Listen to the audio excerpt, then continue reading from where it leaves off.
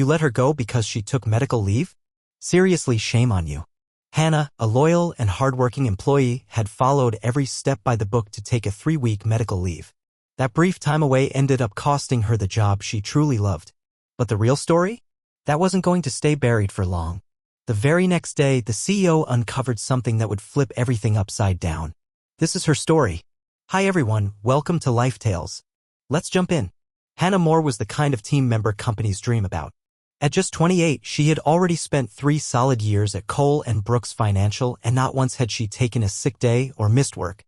She was always the first one to arrive in the morning and usually the last one out the door each night at the company's downtown Chicago office. While many of her coworkers treated their jobs as a means to an end, Hannah approached hers with genuine care for both the company and the people in it. She often stayed late helping others meet tight deadlines, brought hot coffee to the security guards during chilly mornings, and never forgot a birthday. Even the cleaning crew knew her by name. She lived alone in a modest apartment, sharing her space with her beloved cat, Leo. Her salary as a junior accounts assistant barely covered the essentials, yet Hannah never once complained. Whenever someone suggested she should look for a higher-paying role, she would simply smile and say, "Some things matter more than money." Truth be told, most folks at Cole & Brooks didn't know much about Hannah's personal life. She preferred it that way, always attentive to everyone else's stories, but quiet when it came to her own. Still, one thing was clear to everyone. Hannah was dependable, compassionate, and dedicated. She was exactly the kind of person any business would be lucky to hold on to. But then, everything shifted on a cold October Monday. That morning, Hannah stepped into her manager Eric's office with a request he hadn't expected. She needed 3 weeks off for a medical reason. 3 weeks. Eric raised an eyebrow. "Is everything okay?" "I'll be fine," Hannah answered softly. "It's just a procedure. Nothing too serious, but I'll need some time to recover." Given her spotless track record, Eric didn't hesitate to approve the leave. She provided all the proper paperwork from her doctor, though the details of the procedure were vague. Hannah even assured him she'd work remotely if she felt up to it. What no one realized was that for the past 6 months, Hannah had quietly been ducking out early every Thursday, telling her coworkers she had yoga class. The truth was something far more personal, but she kept that to herself. 3 weeks later, Hannah was back at work. She moved a little slower, and there was a weariness behind her usual bright smile. Her coworkers noticed she was taking more pain meds than normal, but when asked, she simply shrugged and said she was dealing with some back pain. Things might have gone back to normal if it weren't for what came next. Stephen Cole, the CEO of Cole & Brooks, was under intense pressure. The company was on the verge of closing its biggest merger yet, and he'd been working around the clock. Normally seen as a firm but fair leader, Stephen had grown more irritable and harsh in recent months, even firing 3 employees over seemingly minor issues. On Hannah's second day back, she was summoned to the CEO's office. Stephen Cole sat behind his oversized desk with 2 HR representatives seated beside him. "Hannah," he began coolly, "your recent time away has raised concerns about your dedication to this company. We're in the middle of a high-stakes merger, and you vanished for 3 weeks with vague medical reasoning." "But my leave was approved," Hannah said, shifting uncomfortably. "I have all the documents to prove it." "The decision is final," he cut her off. "We need people who prioritize the job. You're dismissed." Word of Hannah's firing rippled through the office like wildfire. Most were stunned. After all, she had always been the gold standard of what an employee should be. But with tensions high and Cole on edge, no one dared to challenge his call. What people didn't know was that Stephen Cole had been fighting a battle of his own. For the past year, his 16-year-old son, Lucas, had been gravely ill. The boy needed a kidney transplant, and they were racing against the clock. Cole had practically moved into the hospital while still trying to keep his company running. Then, just 2 weeks earlier, the miracle they had prayed for arrived. An anonymous donor had stepped forward. Lucas underwent the transplant, and the surgery had gone well. He was now finally recovering. It should have been the most joyful moment in Cole's life. Instead, the stress and weight of it all had turned him cold and reactive, snapping at everyone around him. This might have been where the story ended, if it weren't for Angela Lynn from HR. While finalizing Hannah's termination file, Angela noticed something unusual in the medical documents.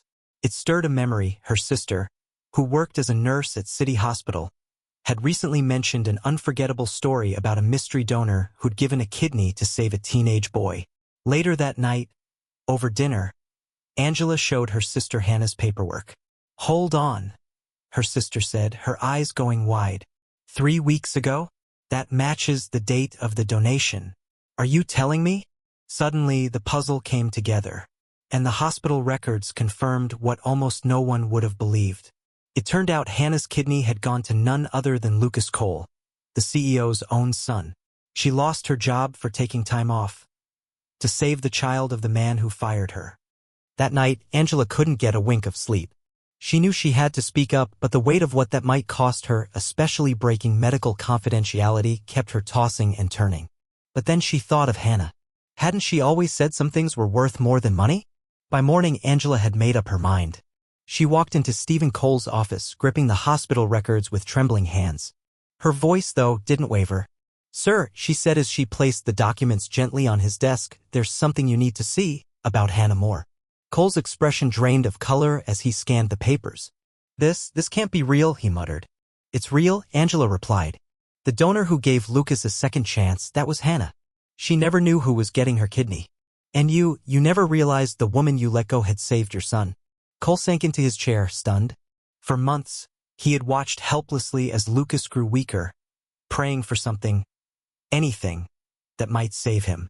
When a donor had miraculously appeared, it had felt like divine intervention.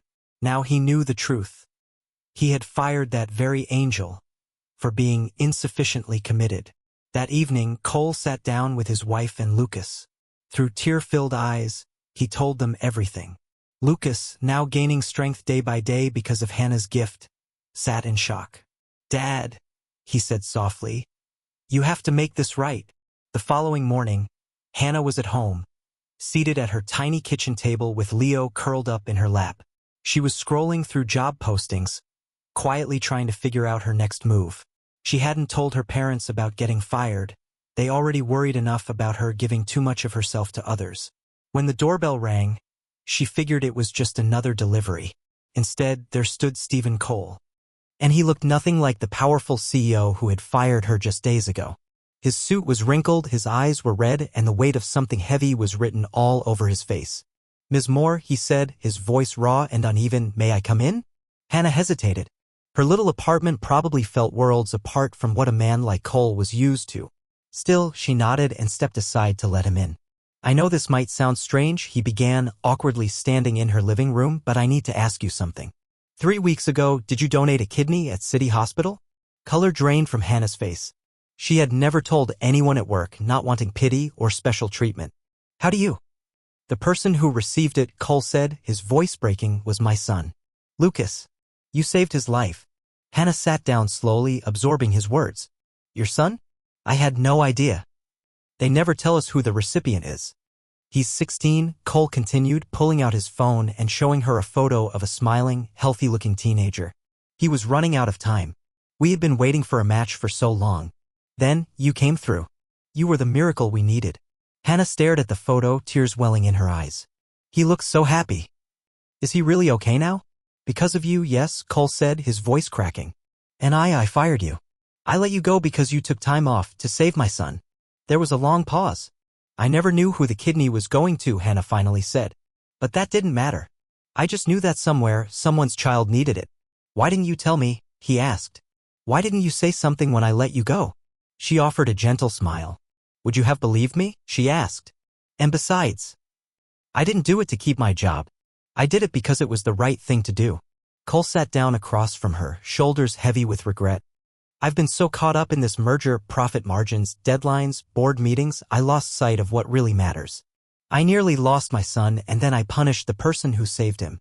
Today, Hannah's back at Cole and Brooks, but she's not sitting behind a desk crunching numbers anymore.